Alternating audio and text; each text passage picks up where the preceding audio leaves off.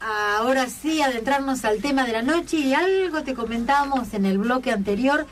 Lo que queremos hablar esta noche, poner en el tapete y quizás entre todos poder ver de qué se trata y por qué se produce, y si alguna vez tendremos una vuelta para atrás de esto que es. ¿De qué estoy hablando? Estoy hablando de la violencia, de la violencia generalizada, de la violencia social. A ver, traigo esto porque ayer lo que pasó en la cancha de Central, que después lo van a hablar ustedes, que son los que saben del tema, fue desastroso. En una escuela en Buenos Aires, una alumna envenenó al maestro. Sí. Acá en Rosario, la semana pasada, en el Día de la Violencia de Género, el 25, una marcha al día siguiente a favor del aborto, y, bueno, grupos feministas pidiendo y exigiendo más protección a las mujeres por la violencia de género. Fueron a escrachar la catedral. Acá estamos a poquitas cuadras de la iglesia catedral. La pintaron toda. Es un mensaje la violencia confuso. Entre ellas, como se fueron peleando en esa marcha. Entonces vos decís, ¿cómo? Voy a pedir o exigir más protección, voy a pedir más... y lo voy a hacer desde el lado de la violencia. O sea, no tiene sentido, no cierra. Por eso, hoy tenemos, y abre así nuestra Sabor Anoche, una invitada de lujo. Yo les comenté en el bloque anterior que tenemos a la señora, vamos a estar charlando con ella, Analía Forti. Analía Forti es consultora psicológica gestáltica, operadora familiar, escritora, directora de AF Counseling Center, Buenos Aires. Y ahora sí le abro la puerta, le doy la bienvenida. Hola Analía, buenas noches. Hola Fabi, buenas noches a todos. Muchas gracias, qué gusto tenerte acá con nosotros hoy. Igual para mí, es un placer. Le cuento a la gente, tuvimos la oportunidad el 13 de septiembre, cuando fue la Jornada Nacional contra la Violencia de Género, de conocerla personalmente, Analía, y realmente son de esas personas que uno las lee, no diferían nada. Yo digo, una mujer tan joven, tan inteligente, porque realmente tiene la respuesta, todavía es admirable. Analía, sos admirable, realmente. Por favor, Fabi, muchas gracias, me vas a hacer poner colorado. No, pero te lo digo de lo más sincero, porque realmente es así, y esto quedó en todo el mundo, y eso habla muy bien. Analía, ¿qué pasa con la violencia que estamos viviendo en todos los ámbitos? Qué gran pregunta. Yo creo que la cuestión de las violencias que vivimos todos los días tiene muchas aristas desde donde plantearlas, y casi te diría, Fabi, que para hablar de este tema tenemos que partir de una idea que no la podemos apartar, no la podemos perder de vista, porque a partir de ahí después podemos insertar la problemática en un contexto más amplio. Para hablar de este tema no podemos perder de vista y debemos tener presente que la familia es la primera sociedad de la que formamos parte. Y todo lo que nosotros aprendemos en los primeros años de vida dentro de la familia se va a ver reflejado en la segunda sociedad. Claro. Entonces, cuando empezamos a preguntarnos qué es lo que está pasando en esta sociedad actual, inmediatamente tenemos que remitir una mirada como si fuera a través de un espejo retrovisor en la familia. Vos sabés que la violencia es ancestral, la violencia ha existido desde siempre, pero en la actualidad nos encontramos frente a un tipo de violencia, esto que vos planteabas, que de alguna manera no se sostiene en ninguna lógica ni en ningún código. No estamos hablando de la violencia por una revolución, de la violencia de una guerra, de la violencia por razones religiosas. Estamos hablando de una violencia cotidiana que no tiene otro fin, pareciera, que la violencia misma. Ese es el tema, porque antes tenía fundamentos, si se quiere. Exacto. O sea, que yo, como nombraste la religiosa, bueno, la violencia es por la religión, tenemos dos, pero ¿y ahora? Tal cual, estaba este planteo de la Guerra Santa, en fin, no digo que justificara la matanza ni la violencia, pero digo, había al menos una cuestión ideológica. La realidad es que en este tiempo en que vivimos, en esta posmodernidad, existe de alguna manera una revolución que es la revolución del narcisismo, donde cada uno es su propio amo, los ideales de antaño caen, las figuras tradicionales de la autoridad van declinando, y esto trae como contracara el surgimiento de la violencia. Esta época que transitamos hoy es una época en la que el otro no existe. Qué terrible, ¿eh? Es angustiante porque vos sabés que todo esto se va concadenando con una serie de circunstancias que para nosotros son cotidianas, pero quizás nunca las pensamos desde la interrelación que tienen. Actualmente no creemos en el otro, el ser humano no cree en el semejante, no hay confianza. Lo único que tenemos es una relativa certeza de la malignidad del otro. El otro en principio es amenazante hasta que demuestre lo contrario. Esa falta de creencia en el otro genera miedo, y ese miedo se va transformando en pánico. Entonces, al creer el hombre en la actualidad solamente en el placer propio, en el propio bienestar, bueno, claramente se va instalando un individualismo y un hedonismo que yo te diría que son los referentes de la posmodernidad.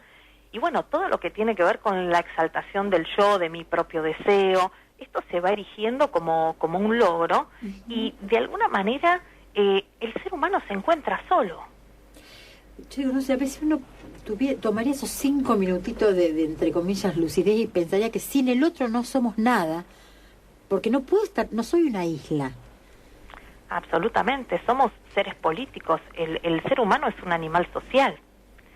Entonces, cuando nos quedamos solos, y, a ver, solos de todo, nos quedamos solos del otro, nos quedamos solos sin modelos de identificación, nos quedamos viviendo el futuro con incertidumbre, entonces aparece en el ser humano un sentimiento de orfandad, un sentimiento de desvalimiento, de indefensión, y esto genera angustia social. Hoy venía caminando, y esto es algo muy casero, no muy de entre casa, venía caminando, venía a hacer un mandado, y venía pensando en esto de lo que íbamos a hablar esta noche, y como el supermercado queda en mi barrio, a la vuelta de la manzana, y yo asociaba, ¿no?, cuando éramos chicos, o cuando incluso mis hijos eran chicos, estoy hablando que la mayor tiene 29, o sea que no hacen tantos años, los vecinos se ayudaban. Esto te digo porque pensé en eso, porque había una señora que se había sentado en una ventana de una casa porque venía del súper un poquito atrás mío y se había cansado y se había sentado. Entonces era para ayudarla a cruzar la bolsa nomás, ¿no? Una señora de toda la vida. Y digo, si nosotros eso lo veíamos y lo vivíamos a diario, de confiar en el vecino, de la mano, de darte una mano, del estar, y ahora es como que nadie habla con nadie, ni siquiera se conocen inclusive. Y si se conocen y tienen algo para hablar es para pelear, como esto que pasó hace un par de semanas acá, que un vecino mató a otro porque colgó una camiseta, no sé si de Central o de News. Tal cual, bueno, a ver, esto que estás planteando es genial porque es amplio y de alguna manera con ejemplos sencillos de la vida cotidiana mostraste el panorama amplio de lo que sucede con la problemática de la violencia. En otros momentos de la sociedad, estar pendiente del otro, el ser solidario con el vecino, conformaban el bienestar. Esto generaba bienestar. Ahora, hoy hay un falso bienestar. Y el bienestar que nos plantean hoy, que es absolutamente ficticio, es el bienestar que promete la lógica del mercado, claro, la tecnología. Y lamentablemente esto va generando aislamiento social, sentimientos de inseguridad, de incertidumbre, y este aislamiento trae pulsión de muerte. Sí. Entonces, claramente, esto va instaurando como un nuevo síntoma la violencia. Pero cuidado, la violencia que es destructiva para con los otros y autodestructiva, porque así aparecen los estados depresivos, las adicciones, la melancolía, los trastornos alimentarios. Yo me pregunto, ¿cómo hacernos? ¿Esto tendrá alguna vez una vuelta y poder, yo no digo volver al pasado, porque ya lo que pasó, pasó, pero modificar en las familias, los papás, nosotros como papás, como abuelos, tendremos la decisión de seguir educando en valores, porque a veces, ¿qué es lo que nos pasa? No sé si a usted de la mesa comparte esto. uno viene de una familia, bueno, tíos, pero por esto viene, entonces uno sigue con lo mismo, ¿no es cierto? Con las mismas, o casi las mismas enseñanzas, los valores, la educación, lo que uno le puede dar, que uno lo ha adquirido. Pero esto, yo lo veo que esto se corta en algún momento. Yo lo veo con mis alumnos en la escuela, se corta. Sí, sin dudas, porque, a ver, es muy difícil mantenerse con determinados valores que eran imperantes en otro momento en una sociedad que va teniendo una cantidad de cambios, también producto de la tecnología, que son abismales, son muy veloces, y la sociedad actual no es una sociedad de valores. Claro. La sociedad actual es una sociedad de fachadas, colmada de mensajes ambiguos, donde permanentemente se muestra desde la publicidad, desde los medios de comunicación, desde el día a día, que el fin justifica los medios. Lo importante es el resultado y no el modo en que ese resultado se logra. Claro, como dé lugar, lograr algo. Exactamente. Y cuando vos estás fomentando en una sociedad el exitismo, la superficialidad, la competencia, el consumismo, el tener y el lograr por sobre el ser, y donde, a ver, el ideal, el lema del momento es ir por más, vamos por más. Entonces, llegamos a una sociedad que está plagada de egoísmos, de ausencia absoluta de empatía, de incremento de la impulsividad, porque está, a ver, muy valorado esto del tener y del arriesgarse y la adicción a las emociones fuertes y a las experiencias transgresoras. Entonces es muy difícil venir sosteniendo familiarmente estos valores de antaño. Es difícil, y a veces uno lo ve a diario, lo ve, qué sé yo, en una situación de colectivo, en un colectivo urbano. ¿Cómo hacer? Yo digo, en mí, lo digo yo, para mí los grises no tienen, a mí los grises no me gustan, pero sí el medio, que es distinto. O sea, las posturas extremas, a mi parecer, son peligrosas, porque no es todo malo, no es todo bueno. Hay un medio. Pero ahora yo veo que desde hará cosa de 8 años, 10 años a esta parte, son extremos en todo. Qué sé yo, hablo, el grupo de los machistas, el grupo feminista, el grupo de los defensas de los derechos humanos, que son un extremo, porque ni siquiera defienden los derechos humanos. Esta cuestión de si no estás acá no sos bueno, y si vos estás en el otro puesto, en el otro punto opuesto de lo que yo pienso, a vos no te hablo, vos no servís, no. Entonces ¿cómo nivelar eso? Vos fíjate, lo que yo quiero apuntar es que se pierde el motivo por lo cual nos sentamos a conversar o a discutir una postura. No tengas dudas, vos pensás que la violencia es lo opuesto a la palabra. Claro. La violencia acalla la palabra. Entonces, cuando vos en una sociedad empezás de alguna manera a matar la aceptación de lo diferente, no puede ser dialogado lo diferente, no puede ser consensuado, tiene que ser eliminado. Bueno, entonces vas llevando a que de alguna manera la violencia acalle la diferencia y que no haya palabras y que no se tramite nada a través del diálogo. A ver, sin lugar a dudas que vos estabas relatando en el inicio de la charla una serie de hechos que han ido sucediendo en los últimos días, y nos damos cuenta que la naturalización de estas conductas nos están llevando como sociedad a un estado absoluto de insensibilidad. Claro. Y no es casual. Vos sabés que hay algo muy particular, que esto lo observamos en la consulta todos los días, que es la desconexión de las personas con su mundo emocional. Vos en la consulta le preguntás a una persona qué siente respecto de determinada cuestión, y la persona te responde lo que piensa sobre eso. Porque les cuesta identificar los sentimientos y las emociones, porque estamos desensibilizados. Es terrible. Por supuesto que es terrible. Hola Analía, ¿qué tal? Pablo Teixeira te saluda. Pablo, buenas noches, ¿cómo estás? Buenas noches, muy bien, muy bien.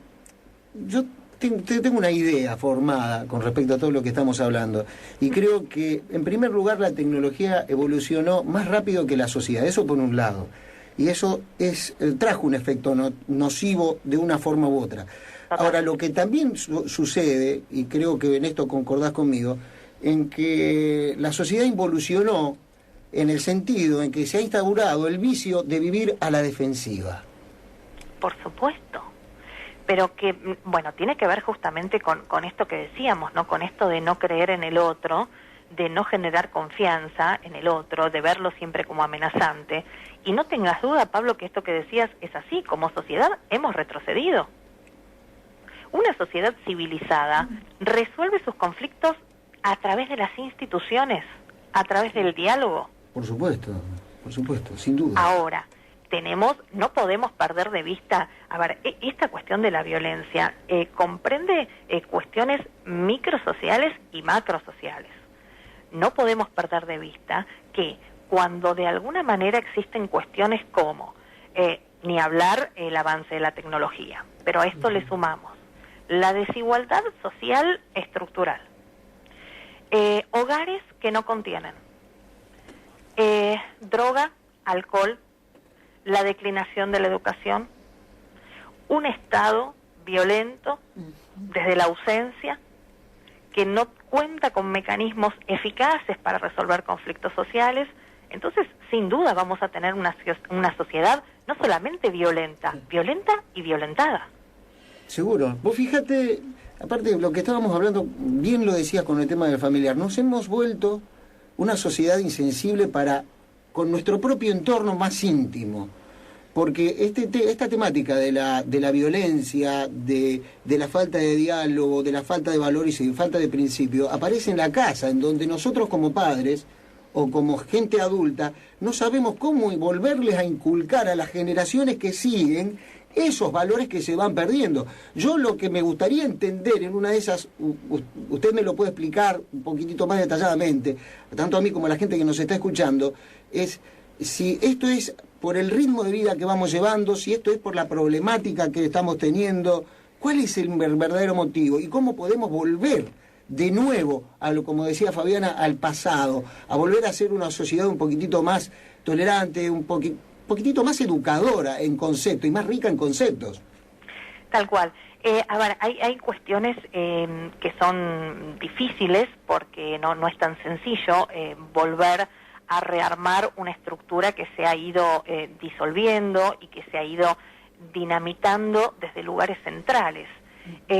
La herida profunda que se ha causado en la familia y en la educación es grave y es necesario repararla para volver a instaurar determinados valores. El narcisismo absoluto que existe hoy, donde lo único que importa es lo mío, lo que yo quiero, el deseo, el placer y la satisfacción inmediata, también hace que la sociedad se esté volviendo de alguna manera muy instintiva. Funciona más el instinto que la reflexión. Claro. Y no olvidemos que hay cuestiones que no las podemos obviar. A ver, el escenario hoy de nuestra sociedad de alguna manera facilita las situaciones de violencia. Porque, a ver, estos factores que decíamos, las drogas, el alcohol, la destrucción de la educación, los hogares disfuncionales que no brindan contención, políticas de Estado inexistentes en cuestiones centrales como son la seguridad, de alguna manera van contribuyendo a una sociedad destructiva, descomprometida, con un fuerte, con un gigante egoísmo, donde la expresión desmedida de la insatisfacción del ser humano es la violencia sobre el otro. Entonces, ¿cómo recuperar? ¿Cómo volver a tejer esta trama, instaurando nuevamente determinados valores que fueron abolidos? Por ejemplo, la cultura del mérito, del esfuerzo, del trabajo, del respeto por el otro. Pero esto requiere de modelos de identificación, porque la problemática de la violencia es una problemática social y cultural. Que tiene que ver con la educación, yo no tengo ninguna duda de eso. Pero absolutamente, la educación es central. Los modelos identificatorios, referentes, en quién me baso, a quién emulo, no con quién compito. Claro. Porque correcto. esta es la cuestión, cuando ustedes, volvamos a épocas, yo tengo 42 años, volvamos a ver, a mi época de la primaria, que tampoco fue en el siglo pasado. Nada, esto de admirar a la maestra, claro, emularla, cómo hablaba, cómo escribía, la letra, cómo se vestía, cómo se dirigía socialmente, cómo se movía socialmente. Había una emulación del docente, del profesor. Bueno, hoy no hay modelos de identificación. Hoy el modelo, el referente es el tener. Esto, el cambiar el celular, que la publicidad nos muestra que lo acabamos de adquirir y ya está absolutamente obsoleto y hay que ir por algo más, pero toda mera y pura lógica del mercado, el tener por sobre el ser. Y es ahí donde se pierde todo. Absolutamente, porque nosotros cuando hablamos de valores, estamos hablando de valores morales, de valores que tienen que ver con el ser, que tienen que ver con la espiritualidad, que tienen que ver con la trascendencia, que tienen que ver con lo profundamente humano, no con el consumo. Yo lo veo tan, no quiero ser pesimista, pero lo veo tan negro, un retorno próximo, digamos, ¿no? Yo creo que esto le conviene a alguien, no voy a decir, no, a alguien le conviene. A ver, sí, le no conviene, es cuestión que se disuelva todo. Le conviene a muchos actores que la sociedad se permanezca, digamos, en una suerte de nebulosa, que vivamos así para que no nos demos cuenta, pero todo va, a ver.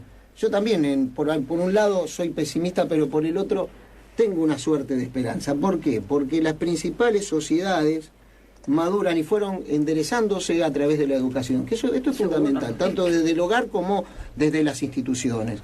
Y hay muchos países europeos en donde se pone hincapié y se subraya muchísimo lo que es la educación. Y yo creo que si se hace un clic en la sociedad y empezamos a trabajar todos en la educación desde los distintos ámbitos, gobierno, municipio, todo lo que fuera los ámbitos estatales y los ámbitos de gobierno, como en la propia casa. Claro. La propia casa es fundamental para mí. Analía, sin lugar a dudas. Te pregunto, ¿qué le podríamos dejar a la gente que nos está escuchando a manera de consejo, a manera de una luz ahí de esperanza, como para que de a poquitos entre todos quizás podamos empezar a revertir esto? Mira, yo estaba escuchando lo que conversaban y esto es central, todo lo que tiene que ver con la educación y con la reflexión más profunda del sentido de la existencia del ser humano. Volver al diálogo, porque si nosotros no nos planteamos cuál es el sentido de nuestra existencia, corrernos de lo inmediato, de esto de todos los días, poder plantearnos el qué y el para qué de nuestra vida. Me parece que cuando empecemos a reflexionar, a plantearnos cuestiones que tengan que ver con el para qué estamos acá y nuestra relación con el otro, vamos a empezar a volver a esto que vos decías, ¿no? Al sentido del ser en relación. Mira, Fabi, hay cuestiones, no sé si tenemos tiempo, pero hay cuestiones que son muy importantes y no son para pasarlas por alto. Hoy vemos cuestiones como en los jóvenes, que a mí es un tema que me preocupa muchísimo, en jóvenes muy realmente jovencitos con problemáticas de alcohol y de droga, sí, que se toma de una manera muy liviana, porque pareciera que a todos estos lugares podemos ir y volver cuando queramos, y esto no es tan fácil. Y esto está muy implicado con la violencia, y a veces está bueno el dar el mensaje y que se comprenda el porqué. Cuando una persona consume drogas o alcohol, estos actúan sobre el sistema de recompensa cerebral, sobre lo que se conoce como el sistema córtico-mesolímbico, ¿sí? Ese sistema de recompensa cerebral es el sistema de recompensa instintivo, la búsqueda del placer. Entonces, esto estimula la búsqueda del placer, se potencia. Claro. Y todo lo que tiene que ver con el sistema de recompensa reflexivo, que está ubicado en la corteza prefrontal, queda inhibido. Entonces, prima lo instintivo por sobre la reflexión. No hay posibilidad de reflexionar sobre los actos. entonces vamos lentamente perdiendo esto tan propio de lo humano, que es lo racional y la posibilidad de reflexionar. Qué terrible. ¿Hacia dónde voy? ¿Qué es lo que hago? ¿Para qué lo hago? Y decían ustedes algo tan cierto y tan profundo. ¿A quién le conviene? Claro. Y es claro que hay a quien le conviene. No nombremos, pero digo, claro. Un pueblo que se maneja desde lo instintivo y sin capacidad de reflexión es un pueblo dominable. Claro. Entonces la salida, el camino de salida, es la educación, es la posibilidad de pensar, de tener un pensamiento crítico, de tener convicciones. La educación es la puerta de salida, sin lugar a dudas. Apostemos a ello entonces. Trabajemos por eso. Claro que sí. Analía, muchísimas gracias por este momento. Por favor. Siempre es un placer. Te vamos a seguir molestando en otras noches con otras problemáticas, con otras temáticas, y realmente un gusto enorme escucharte. El placer es mío. Muchísimas gracias. Un beso gigante. Un cariño para todos. Muchísimas gracias. La señora Analía Forti ha pasado por Sabor Anoche. Nosotros ya volvemos.